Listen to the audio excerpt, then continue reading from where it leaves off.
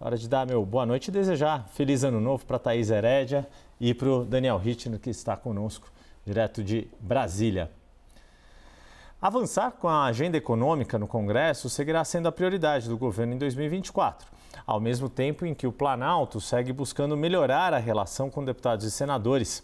Vamos acompanhar a reportagem de Luciana Amaral. O principal entrave na relação entre executivo e legislativo nos primeiros meses do ano será a MP da desoneração da folha de pagamentos, considerada fundamental pelo governo para equilibrar as contas públicas. Parlamentares prometem resistir ao projeto. O texto prevê a reoneração gradual, a partir de 1º de abril, dos 17 setores da economia beneficiados com o regime fiscal diferenciado. Por se tratar de uma medida provisória, o texto precisa ser aprovado pelas duas casas legislativas em até 120 dias para não perder a validade. Qual foi a preocupação do governo? Constitucionalidade e zerar o déficit, a questão fiscal. Eu acredito no diálogo, né? O presidente Lula é o presidente do diálogo. Ainda na pauta econômica, o governo também vai se empenhar pela regulamentação da primeira fase e o avanço da segunda fase da reforma tributária. Dentre os principais pontos em aberto está a definição das alíquotas do IVA, o imposto sobre valor agregado, nos âmbitos da União, estados e municípios. O governo terá que negociar ainda a aprovação do novo regime automotivo, criado também por medida provisória nos últimos dias de 2023. O texto prevê incentivos fiscais de até 19 bilhões de reais nos próximos 5 anos para a produção de veículos mais seguros e menos poluentes. Isso vai atrair investimento para o Brasil, que quando você de fora vier investir no Brasil, você vai ter o benefício tributário, vai ter o crédito tributário, que pode pagar qualquer imposto. Então, ele estimula investimento, que é o que nós precisamos. E ele estimula produtividade, porque o objetivo, o que é? Você substituir máquinas por equipamentos mais modernos, ter uma indústria mais moderna e descarbonizada. Ainda no primeiro semestre, o Planalto também quer avançar na tramitação do PL das fake news, que cria normas para a regulamentação das redes sociais no país, e da PEC, que proíbe militares da ativa de se candidatarem nas eleições. Bom, deixa eu começar, Thaís, você acabou de sair do prime time, tomar um fôlego, então vou chamar o Daniel Rittner para aprofundar um pouco mais aqui com essa pauta. Claro que tem um foco em agenda econômica bastante forte, Rittner, mas tem também algumas questões políticas importantes, né? A regulamentação das redes sociais, que continua no radar tanto do governo quanto do Congresso, essa questão dos militares, e a gente poderia até já acrescentar depois, deixar no nosso radar, uma série de listas de vetos que também ainda podem surgir no radar, porque, por exemplo, o governo ainda não sancionou as leis orçamentárias. E se vetar, por exemplo, aquele dispositivo do calendário de liberação de emendas parlamentares, que foi estabelecido na LDO pelo relator Danilo Forte, isso pode já também ser mais um elemento aí nessa equação de como vai ser a agenda. Mas deixar contigo, Rittner, começar com você, por onde você quiser puxar esse cardápio, que é bastante extenso aí, já vai render bastante trabalho para a gente ao longo deste ano que começa hoje. Vamos lá, Yuri. Primeiro, boa noite para você e para a Thaís. Feliz ano novo para todo mundo, que a gente tenha toda a harmonia, saúde e paz possíveis neste ano e muitos WWs pela frente. Se a gente pensar nas prioridades do ano legislativo agora, de 2024, uma primeira e justa separação é a gente pensar prioridade para quem? E aí vamos pensar no que é prioridade primeiro para o próprio legislativo, para alguns segmentos do legislativo, e depois para o governo. Para o legislativo, a gente pode citar principalmente aqueles projetos ou PECs que tratam do relacionamento entre os poderes, seja um projeto de lei que ganhou esse apelido de equilíbrio dos poderes, seja a PEC que estabelece mandatos para ministros do Supremo ou que limita decisões monocráticas, E nessas questões, a estratégia do Palácio do Planalto é não se envolver, é ficar de fora, é deixar o próprio Legislativo cuidar e tocar, porque isso certamente vai virar briga institucional com o próprio Supremo. Isso pode caminhar à medida em que outras pautas não ganharem corpo na Câmara e no Senado e que haja alguma medida, alguma decisão do Supremo que seja mal vista pelos parlamentares. Também um pouco nessa cesta de projetos prioritários eu colocaria o PL das fake news. Por quê? Porque obviamente é um projeto que interessa sim ao Palácio do Planalto, mas a postura do governo tem sido de deixar esse projeto na conta, principalmente da Câmara. É um projeto tido como prioritário por Arthur Lira. Então, a intenção ali do Executivo é não assumir esse projeto como seu, até para evitar desgastes e deixar na mão dos próprios parlamentares à frente dessas negociações. Para o governo, o que realmente importa neste primeiro semestre é a agenda econômica. Tem ali a regulamentação da reforma tributária, que é um projeto só, segundo me informam pessoas do Ministério da Fazenda. Então, vamos ter num único projeto a definição de qual vai ser o valor do IVA e a regulamentação daqueles regimes diferenciados, alíquotas especiais para alguns setores. E vamos ter uma discussão intensa sobre SMP da reoneração. Qual que é o mote ali? Primeiro, precisa ver se Rodrigo Pacheco não vai devolver a medida provisória, o que, como você ressaltou, é um ato muito difícil de acontecer, já aconteceu algumas vezes e representa de cara uma derrota para o governo. Segundo, o governo tem a convicção de que ele tem o judiciário a seu favor, de que há uma inconstitucionalidade naquele projeto aprovado pela Câmara, vetado por Lula e que teve o veto derrubado. Então, o governo vai jogar com isso. É absolutamente improvável que a MP fique da forma como ela está. Ela vai mudar. O que seria uma vitória para o governo é, sabendo que ela vai mudar, que o próprio Congresso aponte as fontes de receita para um eventual gasto a mais.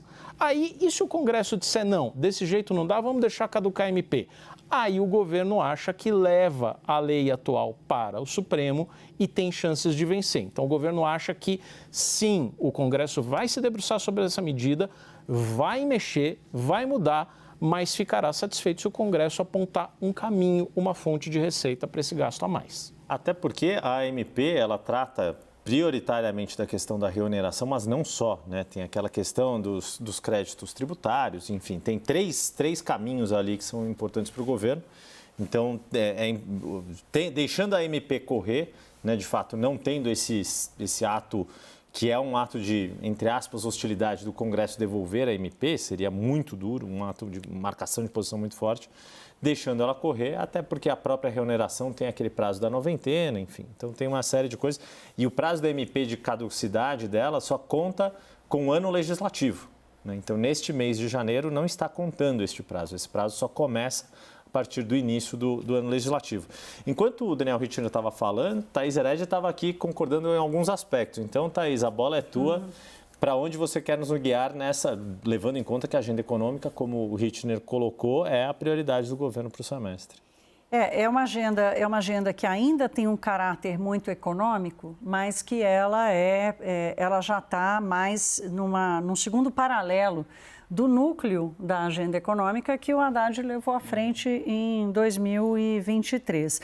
Eu chamo a atenção aqui para a questão da reforma tributária, porque a PEC que foi aprovada determina que o governo tem 180 dias para apresentar a regulamentação da reforma tributária, que o Daniel nos traz aqui a informação que vai ser em um único artigo, determinar qual alíquota, exato, e como vão ser os regimes especiais e tudo mais.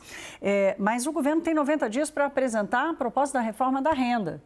A turma da Fazenda, do API, já sabia disso, já sabe disso. Então, não é que ninguém ficou, não fizeram nada, né? Já existe um esboço para levar essa coisa à frente, mas, de um jeito ou de outro, essa reforma da renda já começou. Com os fundos offshore, Com os fundos offshore, com os fundos exclusivos, né? Ou seja, o governo já começou a fazer parte dessa reforma. O que precisa mexer mesmo é o imposto de renda, né? E garantindo a mesma arrecadação que o governo tem, né? Por isso que o Lula não conseguiu cumprir uma promessa dele, que era de aumentar a isenção do imposto de renda para quem ganha R$5.000. Ficou em 2 mil, porque é muito difícil cumprir esse buraco. Nós temos 100 milhões de pessoas no mercado de trabalho brasileiro, quase 40 milhões delas informais, né? Então, para sustentar essa mesma base de arrecadação, o governo vai precisar repensar o esquema de modelagem. Então, acho que aqui nós temos um ponto muito importante, porque isso tem um impacto direto, não só na gestão da coisa pública como um todo, mas também no poder de compra dos trabalhadores, enfim, né, na justiça tributária que pode acontecer a partir daí. Você falou do risco de haver algum veto, por exemplo, na LDO, no cronograma. Pode haver veto também, eu acho que é menos provável, mas já me levantaram essa possibilidade, no fundo eleitoral, que o governo botou lá menos de 800 milhões de reais e o Congresso aprovou quase 5 bi, né? Ou 5 bi, agora nem me lembro o número exato, mas arredondando 5 bilhões de reais. Aqui é uma briga mais espinhosa para o governo comprar com o Congresso Nacional. Talvez...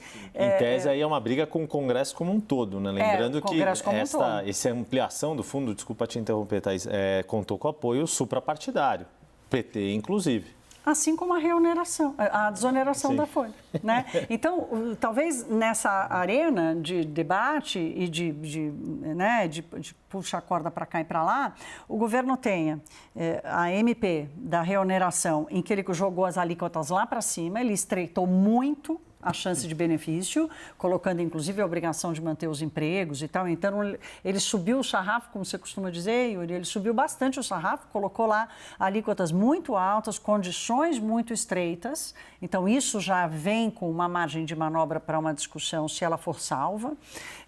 E a troca pode ser o fundo eleitoral, né? Quer dizer, porque o governo tem a favor dele a retórica do espera um pouco, vocês não vão gastar 5 bilhões de reais com eleições municipais, né? A retórica está a favor do governo. Então, eu coloco aqui essas 3 questões, a regulamentação da reforma tributária e a apresentação da reforma da renda e essa discussão, as trocas e as moedas de troca que o governo tem na mão para lidar não só com a MP, mas também com a LDO.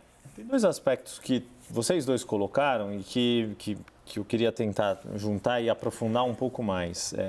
E tentando fazer um esforço de olhar a série histórica, digamos assim, e não só o que está para acontecer nesse ano de 2024. Porque a gente está no meio de um processo que vem dos últimos anos do Executivo perdendo força no controle da agenda do Congresso. O Congresso tendo mais controle dessa agenda do que vai ser votado e discutido na pauta do debate público do país. E aí eu não estou entrando em mérito se é melhor ou pior, estou só constatando um fenômeno que tem acontecido nessas relações. E aí, queria uma avaliação de vocês do quanto isso, aí sim, para vocês eu vou jogar a fogueira dos prós e contras disso. O que isso traz de melhora na agenda do debate público e o que traz de riscos com o Congresso tendo mais poder de controle da agenda do debate público e o Executivo perdendo parte desse espaço.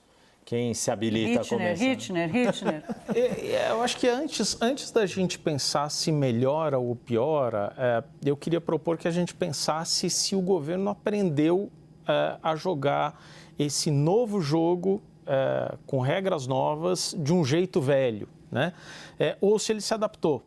Porque é um governo Lula 3 que chega com a cabeça de Lula 1 e 2, né? E quando entra de volta no Palácio do Planalto, se depara com um modus operandi da política em Brasília que é muito diferente. E esse governo demorou a entender isso. Me parece que se a gente for pensar no primeiro e no segundo semestres, eu vi jogos diferentes. Foi um primeiro tempo com um governo muito acuado, tentando ali algumas jogadas de efeito e levou contra-ataques seguidos. Então, se a gente for relembrar aqui, a própria medida provisória que reestruturou a esplanada dos ministérios acabou passando, mas passou super em cima da hora e havia um risco muito real de que ela fosse rejeitada, de que ela perdesse a validade, caducasse, no linguajar aqui de Brasília. O acordo foi de última hora, isso teria provocado um caos aqui na esplanada. O governo também precisou levar algumas medidas provisórias caducadas, que precisaram ser transformadas em projeto de lei porque o Congresso já não quis deliberar dessa forma. Demorou para acertar ali cargos de segundo escalão, executar emendas parlamentares. O Congresso reclamou muito disso e o Congresso também delimitou muito bem um espaço onde o governo não conseguiria mais avançar. Vamos lembrar aqui dos decretos do saneamento, da tentativa de mudar a lei das estatais no Congresso. O governo flertou com o envio de um projeto e o Congresso acabou devolvendo tudo isso, né? O Congresso disse não, né? No segundo semestre, eu senti as coisas entrando um pouco mais nos eixos, tanto que o mais simbólico ali, que foi a agenda econômica do ministro Fernando Haddad, bem ou mal, com ajustes, com algumas concessões, passou inteira. Então, a gente não pode deixar de dizer que o governo terminou o ano, em termos de articulação política, melhor do que começou. Em que medida isso garante um 2024 tranquilo? Nada. Me parece, é um ano diferente, ano eleitoral, com a agenda muito concentrada no primeiro semestre e com 1000 demandas ali de todas as partes. A gente falava das prioridades, você tem prioridades, por exemplo, da bancada ruralista, muito fortes, que não são demandas do governo. Lei Geral de Licenciamento Ambiental, votar as PECs que mexem no marco temporal, já que a lei passou, foi vetada, provavelmente vai ser derrubada também, vai ter uma inconstitucionalidade por parte do Supremo, agora tem as PECs. Então, tem uma agenda ali das bancadas que é muito importante e não sei até que ponto o governo vai conseguir frear de alguma forma o que não lhe interessa.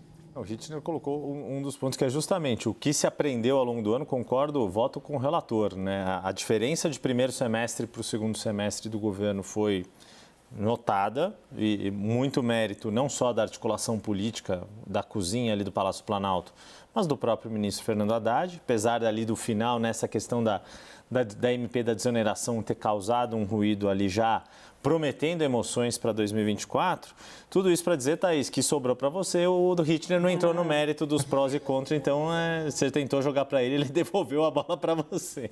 Deixa para os mais experientes. Eu vou invadir aqui a área política de vocês, eu acho assim, não foi, foi fruto sim do aprendizado na articulação, um papel importantíssimo do Fernando Haddad, mas assim, a fatura mesmo ficou para a quantidade de ministérios e cadeiras e posições que foram distribuídas para o Centrão, né? Então, o Congresso... Mas isso não chega a ser de todo novo. Acho que a grande... não é de todo novo. A novidade agora é muito desse controle orçamentário. Talvez que aí seja a minha provocação para você é o quanto que isso, do ponto de vista econômico, é o modo mais eficaz ou não de gerir o dinheiro público.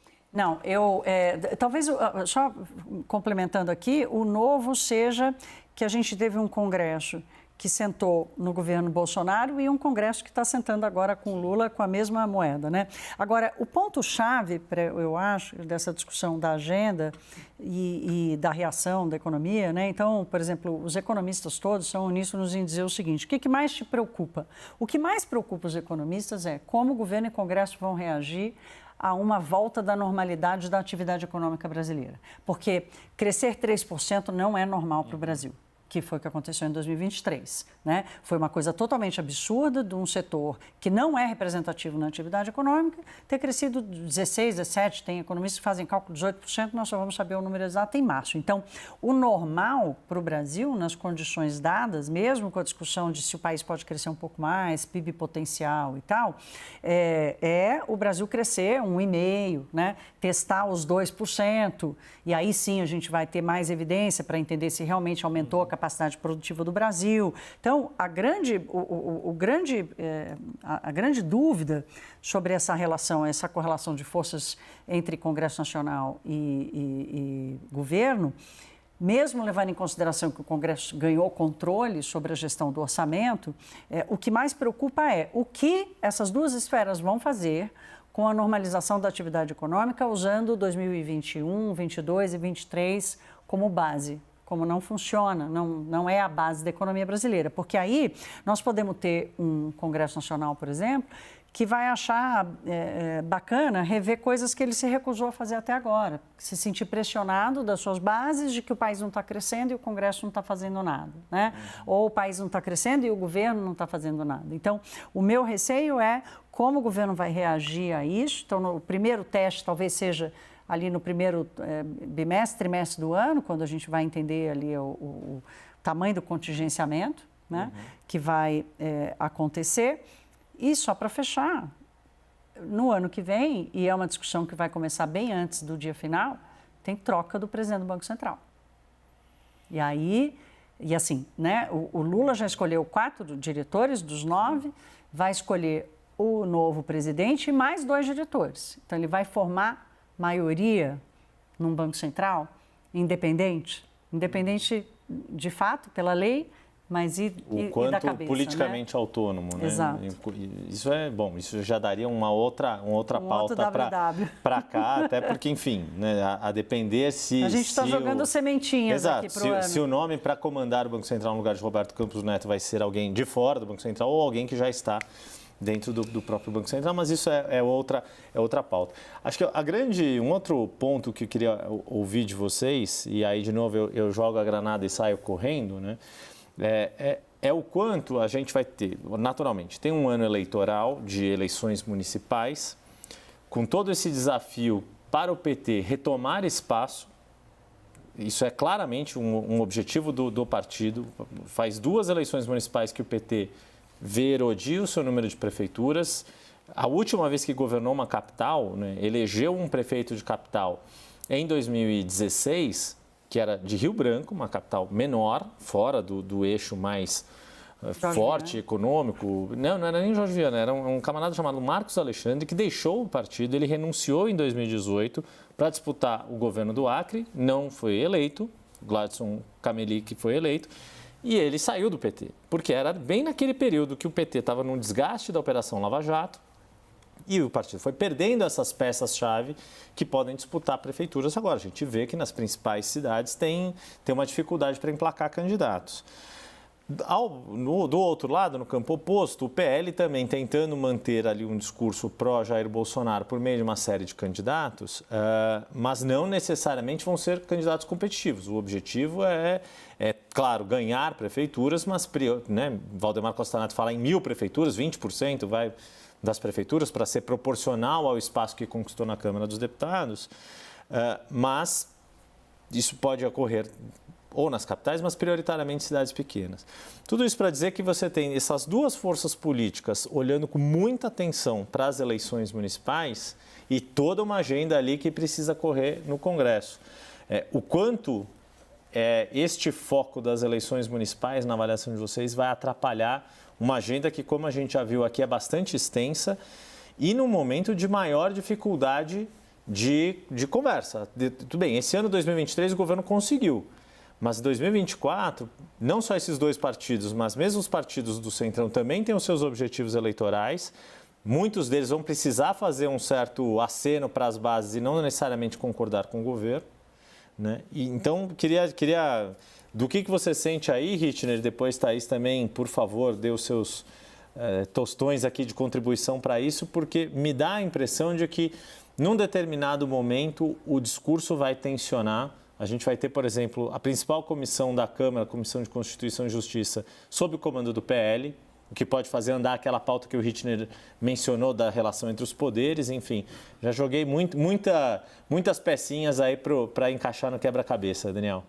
Não, primeiro que com eleições é sempre um ano curto do ponto de vista legislativo. É o primeiro semestre, mas primeiro semestre mesmo, não é aquele primeiro semestre com prorrogações ali, que vai até final de julho, às vezes agosto, é primeiro semestre mesmo, termina no final de junho e depois todo mundo vai para suas bases porque é campanha. E depois o ano só volta em novembro, basicamente, para deliberar a lei de diretrizes orçamentárias e o orçamento de 2025. Então, o primeiro semestre que concentra tudo no Congresso Nacional. Aí, para além daquelas prioridades de grupos que a gente mencionou, eu acho que tem um fator de risco. O fator de risco é combinação de um ano eleitoral com uma possível, muita gente toma como provável, desaceleração da economia, por N fatores que a Thaís sabe explicar muito melhor do que eu. Mas a tendência é de um PIB um pouquinho mais devagar do que a gente teve neste ano, surpreendentemente até. Se você tem eleições e economia em desaceleração, o risco é muito grande de você ter benesses, seja da parte do legislativo, seja da parte do executivo. E a gente vai ter que observar muito bem qual vai ser a postura também de Lula e de seus aliados mais próximos num cenário como esse, que não é um cenário ao qual ele está acostumado. Os governos Lula 1 e 2 foram governos ou de um crescimento mais rápido, de 4, 5 ou mais do que isso, de crescimento anual do PIB, a gente chegou a ter um auge de 7,5% de crescimento em 2010, ou anos de recessão, que foi o que aconteceu com aquela crise econômica mundial de 2008/2009, a famosa marolinha de Lula, que nos afetou. Então, Lula está acostumado, sabe lidar com esses dois cenários, de recessão ou de crescimento forte. Esse cenário de crescimento ali mais difícil não é um cenário de agrado do legislativo, que fica muito mais suscetível a aprovar benesses, e não é um cenário ao qual Lula esteja acostumado. A resposta, se for uma resposta de impaciência, de tentar antecipar ganhos, pode haver ali um prejuízo para o longo prazo e já para 2025. Eu estou me lembrando aqui do artigo do Sérgio Fausto, que dirige a Fundação Fernando Henrique Cardoso no Estadão hoje, em que ele vai colocando os diversos atores aí sobre o debate do que vai ser o ano de 2024, e ele coloca uma preocupação do PT, ali como voz atuante do governo Lula, né, demonstrando está um pouco confuso ali, sem saber exatamente em que tempo ele está vivendo. E eu estou citando isso por esse ponto que o Daniel acabou de trazer aqui, da experiência do governo Lula de crescer 3, 4, 5%, ou aquele 7,5%, que era uma coisa totalmente fora da capacidade do Brasil em crescer, e deu no que deu, né? O ano seguinte foi um crescimento muito menor, quer dizer, não era uma coisa sustentável. O quanto esse ambiente de disputa eleitoral e a voz do PT vai ressoar no governo, né? O Fernando Haddad conseguiu ganhar algumas batalhas contra o próprio PT. A gente brinca dizendo que o maior inimigo dele foi exatamente o Partido dos Trabalhadores, não só do ponto de vista vocal, mas por tudo que produziu de documentos com diagnósticos e prognósticos para a economia brasileira. Então, eu vejo assim, que essa força vai depender muito, assim, se o Lula está prestando atenção em que mundo que ele está, não é só em que Brasil que ele está, né? O Brasil mudou muito de quando ele saiu do governo para cá, de todas as reformas. A gente estava falando aqui do efeito das reformas sobre o PIB potencial do Brasil, então, a relação com o Congresso, mas o mundo também mudou. Né? Então, assim, se o Brasil, eu costumo dizer o seguinte, o Brasil já teve a proeza de entrar em recessão enquanto o mundo inteiro crescia. Né? O Brasil está demonstrando uma proeza de crescer e ir bem enquanto o mundo inteiro está indo devagar. Agora, isso não transforma a gente numa potência de atividade econômica. Agora, tem um clima de um pouco mais de otimismo no mundo, em relação à economia do mundo. Eu chamaria de menos pessimismo. Menos pessimismo. Menos pessimismo do que de mais otimismo. É assim, estavam esperando muito ruim, o muito ruim não veio, né? O famoso soft landing é isso, né? Estamos menos pessimistas, né? Não é que pousou e vai sair de chinelo na praia, não vai.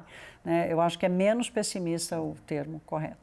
No fim das contas, isso só vale aquela história de que tudo é uma questão de perspectiva.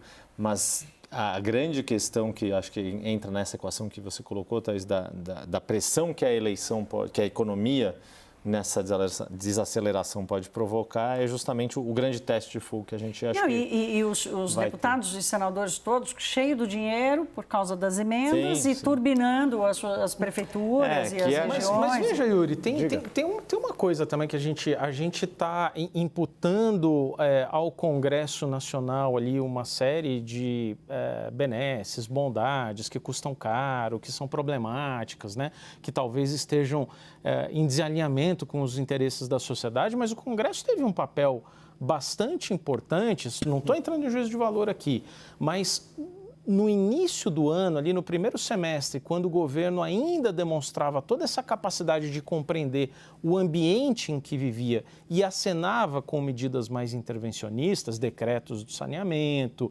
mudanças na lei das estatais, o Congresso foi, principalmente o Centrão ali, e mais do que ninguém, se a gente for fulanizar, o presidente da Câmara, Arthur Lira, foram muito competentes no seu objetivo de demonstrar para o governo que o governo não faria o que bem entendesse. Eu me lembro vivamente ali lá por abril, maio, quando o Arthur Lira fez chegar em Lula uma mensagem muito importante, dizendo, olha, nem se atreva o governo em mandar qualquer coisa aqui que mexa com independência do Banco Central e privatização da Eletrobras. E, neste momento, Roberto Campos Neto e o Banco Central estavam sob fortíssimo ataque de Lula e o governo flertava com mudanças no processo de desestatização da Eletrobras. Tanto que se cogitou, deixou de fazer qualquer coisa no Legislativo e foi apelar para o Judiciário. Então, o Congresso teve esse papel também de estabelecer bem as trincheiras e dizer, olha, alguns avanços que o Congresso entende como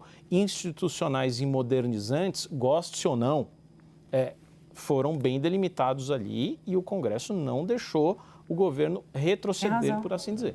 Não, total razão.